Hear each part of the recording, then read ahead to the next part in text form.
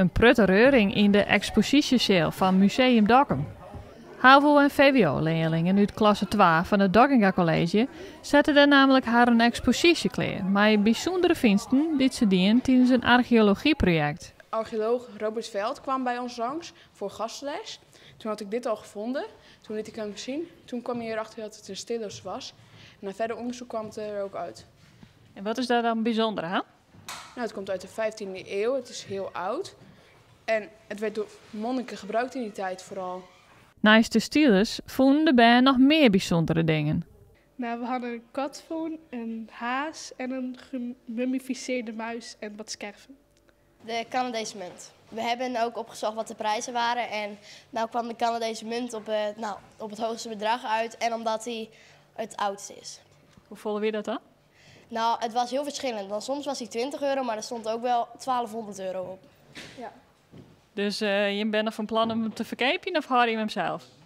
Maar ik denk dat we hem zelf horen. Ja. Met de letter dan meer vaart.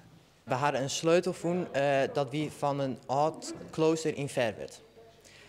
Hij komt uit de 13e eeuw. En hoe weet je hem dat?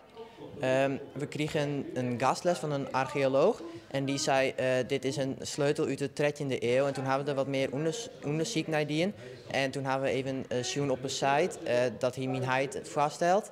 En daar is alle kloosters en zo op zien. En dat weiland we hebben hem hier gevonden, dat is die rocht naast een klooster. Dus toen hebben we het even bij elkaar linkt. Toen bleek het dat die sleutel, of dat klooster echt in de 13e eeuw wie. De leerlingen hebben er een soort werk van hoorn. Maar dat vonden ze net slim. Ik vind het wel echt heel leuk, want de koers steekt wel meer informatie via en ja, de is volle chip erin, zulke dingen. En dan, maar normaal doe ik dat net. Ja, ik vond het wel echt een leuk project. Gewoon lekker het onderzoekje en zo, dat vind ik altijd wel leuk. Ik vond het in het begin wel spannend, maar ze vinden zo fanatiek als wat. Dus voor sommigen is het niks. Dat kun je gewoon vernemen. Maar er zijn een heel soort, nou, die koest net. Die moest alleen maar remmen. Ze vinden helemaal heel weer ze nou. Ja, hartstikke leuk project. Ze hebben van alles voelen en wat je de just is het, ja, het mooiste.